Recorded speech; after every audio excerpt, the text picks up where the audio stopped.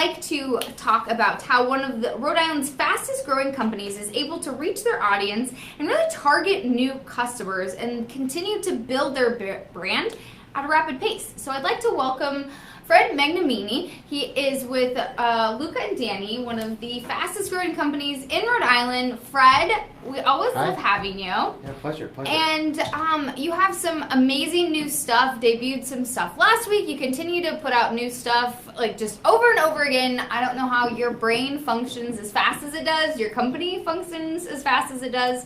So we want to talk to you about all kinds of good stuff today. Yeah, good. Glad to be here. So thanks for coming in.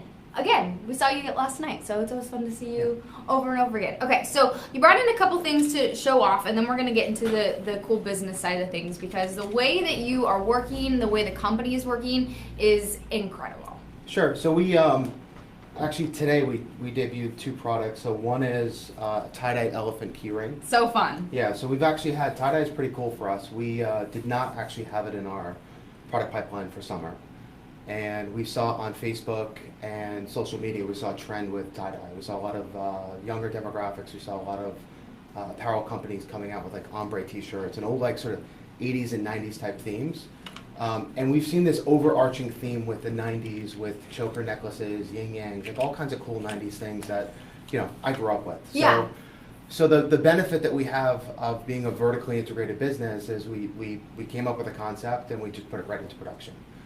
So we started with actually our elephant bracelet, which was the first guy, and then that did exceptionally well. And then we rolled out with an anchor for tie-dye, because we're obviously based in Rhode Island. We have a very, very strong following along the coast. So we did a blue tie-dye anchor bracelet. And then one of our favorites, and this thing has gone just absolutely bananas, a unicorn. So I've got a little 4-year-old daughter who's obsessed with unicorns and My Little Pony. So part of this is for Stella. So we've got this overarching theme with tie-dye and with color, and we found a very cool manufacturing process which allowed us to put color into pieces in a real quality way. So it's not a sticker, it's real high quality engineering in terms of getting the color into the piece. It has been phenomenal. It's something that took us by surprise, and again, it's one of the things of being able to access digital marketing and social media to understand the customer, and then to be able to reverse engineer product to put it in. And it's absolutely beautiful. So let's talk a little bit about this, because you were able to take this concept that you found and you're like, tie-dye, okay, let's go for it, and able to do that. So talk to me a little bit about where you get this digital information and then how you just go for it, how you put it into action. Yeah, sure. So we're really heavily invested in digital marketing. A lot of that's driven by social media. So obviously Facebook and Instagram are the two main platforms. Okay.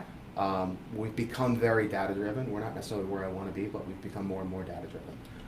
And a lot of it just boils down to really understanding your client base. There's things that we think are cool that we'd love to do, but it's not our client base. It's not our brand. So really having the ability as a young brand with somewhat limited resources to be able to use a medium like digital marketing and social media to connect with your customers, understand what they like, understand what they don't like, and then to be able to create products, and probably more importantly to create experiences that really allow them to be able to connect with whatever life experiences that they're going through or life events that they're going through with the product. So like the unicorn as an example, we've got this cool card that says you are something magical. That could mean a variety of different things to a variety of different people. They may not necessarily like the unicorn, but they may like the message.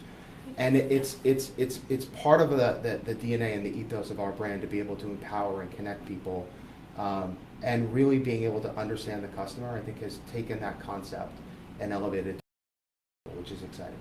So when you're looking at who your customer base is, and you just mentioned this, you're like, we have some concepts that we like, that we want to use, but it doesn't really fit with our target audience. When you're looking at concepts and what will fit, like you said, love anchors the soul. So again, that could go so many directions. You're something magical. That could go with so many directions. When you're looking at your target audience, and you're looking at what products you have and what products you're conceptualizing, are you always looking at that digital data, and is your marketing team kind of going from there and working with the people who are using the marketing and conceptualizing these products? Are you kind of all working together, taking this digital data? It's a little bit of both too, because we have a wholesale division and we have direct-to-consumer division. So wholesale always is showing product out in advance. So you get access to what the retailers think is good product. Now that may or may not be a good indicator of what's actually going to sell. Sometimes they're spot on. Sometimes they miss opportunities in the market, like the unicorn's a good example where we sold more of that direct-to-consumer, then that pushed the wholesalers to have confidence to purchase it. Oh, that's interesting. So for us, I think it really just comes down to really understanding, I go back to it, but really understanding our customer, what resonates with them, and then trying to create products that give them the experience that we want them to have. So a big part of our brand is embrace the journey. So I'm on this journey because of my brother's illness and coming back to Rhode Island and coming back into a business. Before that, I without sort of conceptualizing it, I always thought this way because I'm a big believer and I'm very transparent about the fact that everything that I've ever planned, I've never done. And the best things in my life have been unplanned. So some point you're just beaten down, you're like, you want to, I'm just going to roll with it. Right? If I miss a flight, I'll catch another one. You know, like if this doesn't happen, we'll figure something out. So that's a big part of me. It's a big part of the team that I've assembled. I feel like we've really got culture right in the company. And now all that is sort of cascading down into how we communicate things out to customers. So whether it be Instagram stories, Facebook posts, digital marketing ads, collateral in a store. We just spent this morning going through and revamping all of our experience-based displays for in-store for retail partners. Oh, wow. I think is going to come out amazing. So again, I hate to repeat it, but it comes down to really understanding the customer, creating the experience. I think experience is really important for consumers now. Their buying patterns have completely changed. So if we can create a great experience, deliver on what they expect from us as a brand, then I think we're putting ourselves in a good position to be successful. So when you're talking about and we're looking at what customers that you already have, how do you take that, what information you have, and then go out and grasp attention of new people and new customers, new potential customers? So we've got a team that does it, and they do a lot of things that I candidly don't really understand. They do some things that I do understand that I wouldn't disclose. But I think a lot of it is just understanding the boundaries that you have as a brand. So there's certain things where, the unicorn was a good example because we've never done anything like this before. Yeah. So the challenge from a product development perspective is how do I take this and make it applicable to someone who's 16 years old and buying it because they're a millennial or Gen Z and they like unicorns, but also make it applicable to someone who's 45 and grew up with My Little Pony, and this reminds them of their childhood, right? Totally. So completely different demographics, but I got to make one piece and one card that sort of relates to everyone. So it all starts with, we can have whatever information we want. And when to launch it, right? The right time, right? Yeah, and sometimes we're not so good with that, right? Sometimes that's more art than science because you have to really and sometimes guess what's the best time of year to market things. What sells up here really well during the summer may sell really well down in Florida in October, November. So that's always a little bit of a guess. I think we've got a good system in place now. But it starts with understanding the customer, understanding what products you can put in, working with a really, really good team to conceptualize, here's the initial vision, how do we build all the stuff around it, how do we storytell, how do we personalize it. So you look at this and you come up with a certain meaning. Maybe your mom looks at it, she has a different understanding of it. And we're doing that really, really, really well. We have the ability on our website to write gift notes. Yes, and I did want to ask you about that. So let's talk about the gift notes. So last month we wrote a little over 6,000 gift notes. We hired a bunch of new people. First day, congratulations. We're so excited to have you on board. They're in senior positions. Like, here you go. Here's 200 gift notes you got to write. Get to work.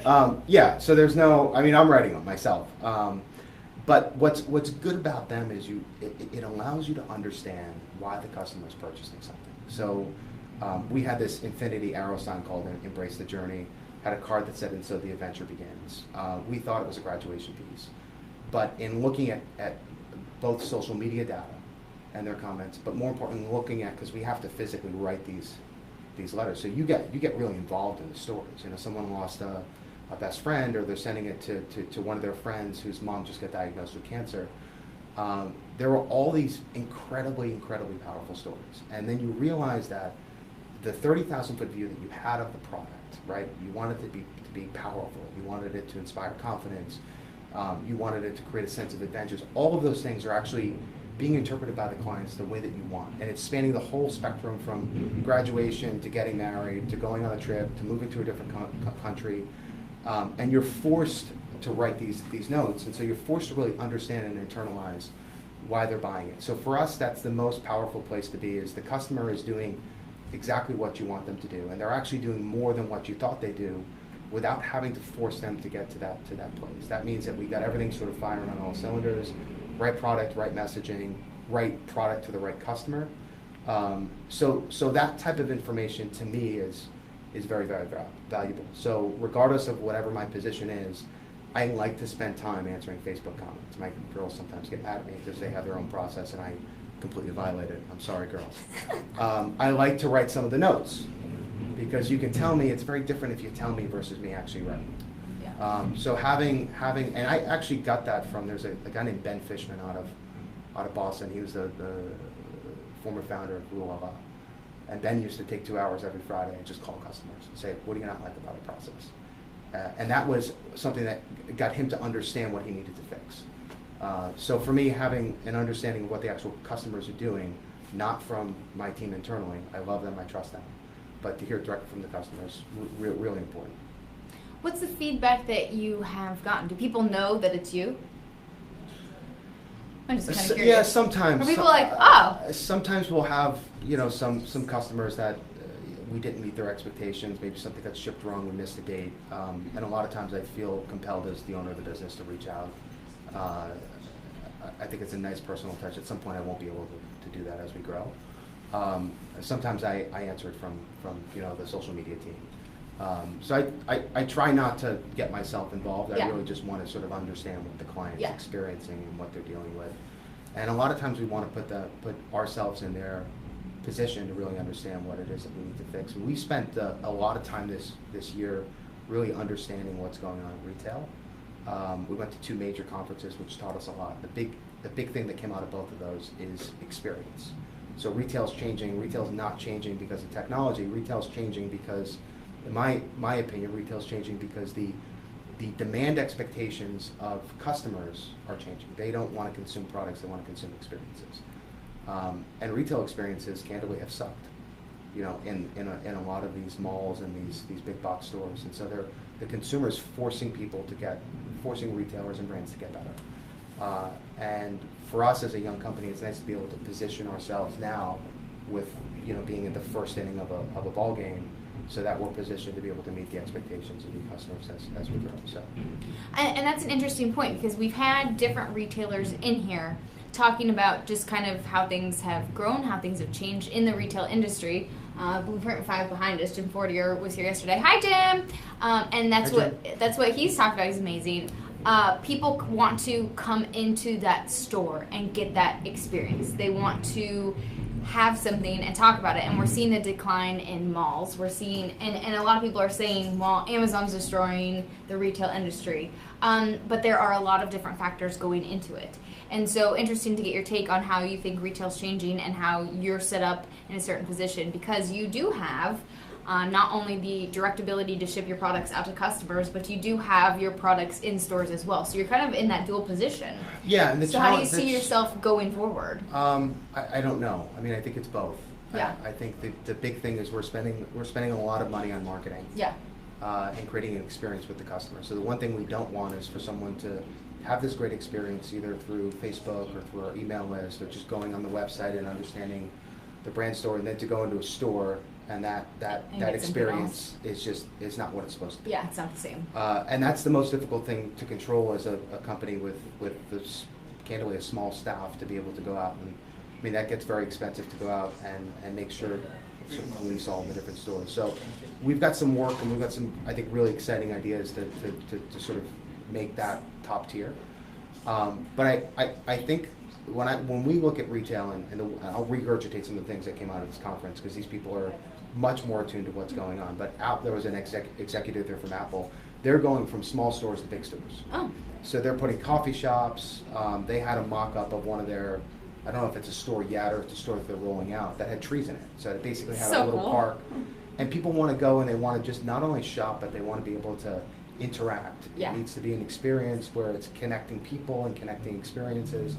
So we think that's really interesting. The other thing which I thought was really interesting is they had a sort of a data analytics firm that talked about the actual physical locations of most malls are outside the scope of where people are moving. So you have these malls which cannot be picked up and moved, and now all of a sudden, because there's demographic, population changes, people are moving into cities, people are moving down south. You've got all these malls that were built in the 60s and 70s for baby boomers, for a specific set needs. That millennials and Gen Z, they don't even want to hear it. Yeah. So they're staying in cities longer. They consumption with hotels and travel and restaurants is through the roof.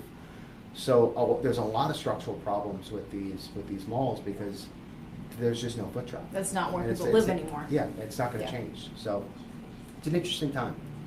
I think in a good way. I think it's, like I said before, I think it's forcing retailers and brands to think outside of the traditional scope of what they've done for decades and to come up with good ideas. The strong get stronger. The weak, or the ones that don't adapt, are going to have significant problems. But I think it's going to force retail to get better. And retail is really somewhere in the middle. It's part online, part brick and mortar. And I look at I don't really look at people in our space. I'm looking at like Warby and Gemmy and some of these tech-focused consumer companies, and they're opening stores because there's a certain segment of the population that wants to, physically touch this bracelet. This is a different experience than looking on my little iPhone. So there's definitely a world in which I think both are going to be needed, but they're going to change in a significant way. Both to have that experience with a person, with the product, and to continue to tell the story, which is Correct. You have all of that. Yeah, we do, which is exciting. Which is cool. And we're happy to have you here in Rhode Island. It's fun. So we just have the elephant tie-dye keychain, and before you go, just want to highlight the tie-dye because it's so cool. It's so fun, and like you said, can kind of touch multi-generations, right? Yeah, no, we're excited about it. It was something we were just going to do for summer. I think we're going to for a while, and we've got some ideas of how we can actually expand it. So Fun. This is how the process starts, and then next time I come in, we'll have 5 more pieces. Even more. Can we show the rings real quick before you go? Sure. So those came out today. They're expandable. They're an iteration of our Embrace the Journey. So Embrace the Journey is Cool. an arrow and an infinity sign, and that's our first iteration into rings. We launched them this morning. They're selling exceptionally well, so I think it's something Brand new. not to tip anyone off, but I think rings are something that we'll probably expand into. So Cool. That's exciting. Fred, thank you so much. Yeah, awesome. Love having you here. Love seeing all the good stuff, and always love hearing about your journey, about the company. It's amazing to hear, and about all the strategy behind it because you are just booming.